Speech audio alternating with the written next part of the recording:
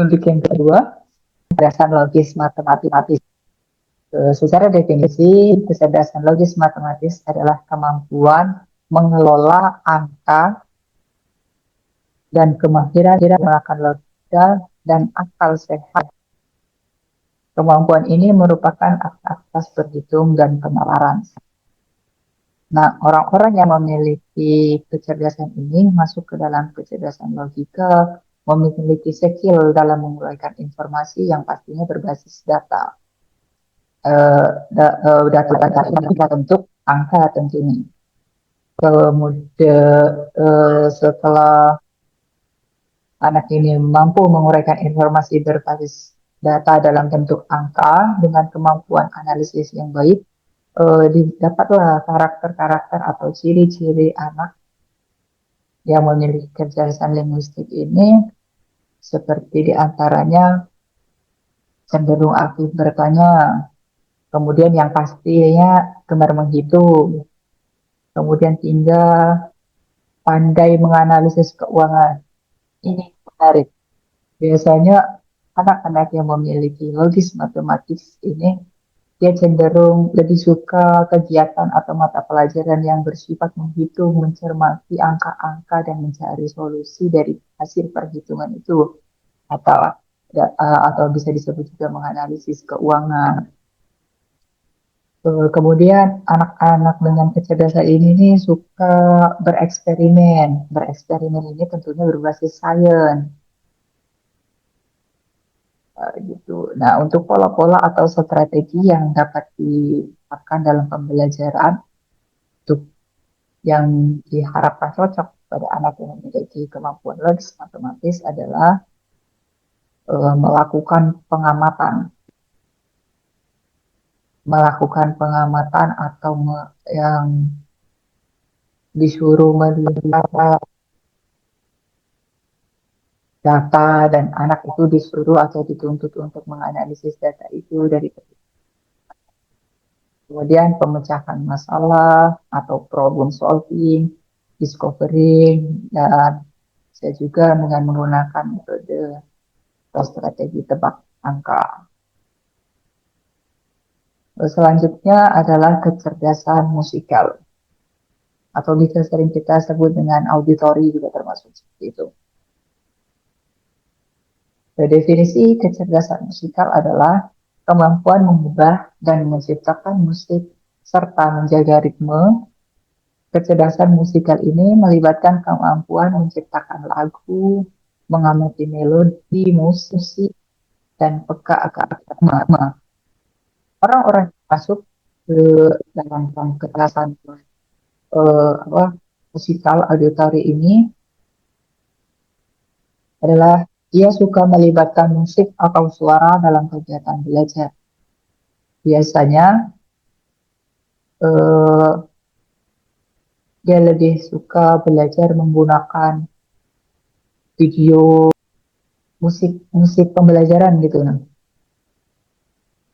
Nah, untuk karakter-karakter anak yang memiliki kecerdasan musikal ini, mereka senang belajar dengan mendengarkan musik. Selain itu, mereka gemar sekali memainkan alat musik. Dan selanjutnya adalah anak ini suka bernyanyi. Seperti apa sih pola-pola atau strategi yang bisa diterapkan dalam pembelajaran? Di antaranya seperti melakukan parodi atau membuat konser juga bisa.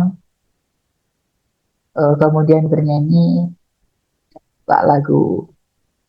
Biasanya anak-anak dalam kecerdasan musikal ini dia akan lebih dominan menyukai mata pelajaran seperti muatan lokal yang ya unsur musik di dalam. Kita lanjut kemudian kecerdasan body kinestetik.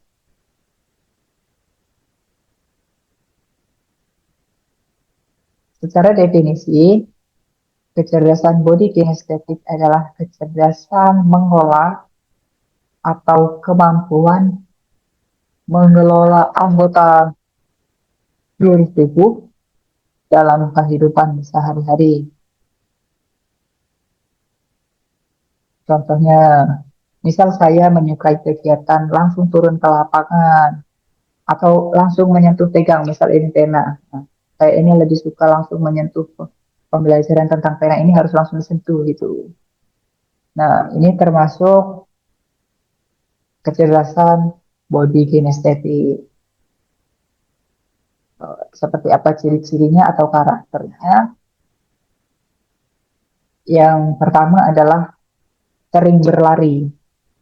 Anak-anak yang memiliki kecerdasan di atau body kinestetik ini cenderung dianggap tidak bisa diam atau tidak bisa duduk diam. Ya, bagaimana dia bisa diam kan? Karena dia kecerdasannya selalu menggunakan bodinya atau tubuhnya dalam memperoleh pengetahuan. Kemudian tuh menari, melompat. Nah, menari melompat ini kan jika masuk ke dalam sebuah ekstrakurikuler, maka ekstrakurikuler ini cenderung lebih memanfaatkan gerak tubuh. Nah, itu yang disukai oleh anak-anak yang memiliki kecerdasan body kinestetik ini. Mungkin dia bisa menggoyang-goyangkan tangannya. Kalau melompat berarti dia mengasah keterampilan dengan kakinya atau keseimbangan tubuhnya. Nah, gimana sih pola-pola atau strategi yang bisa digunakan atau diterapkan untuk anak-anak yang memiliki kecerdasan body kinestetik ini? Yang bisa digunakan ini seperti permainan memancing ikan. Permainan memancing ikan ketika itu sudah terpancing, nanti kita kasih pertanyaan atau sebuah ilmu baru di dalam sebuah kertas.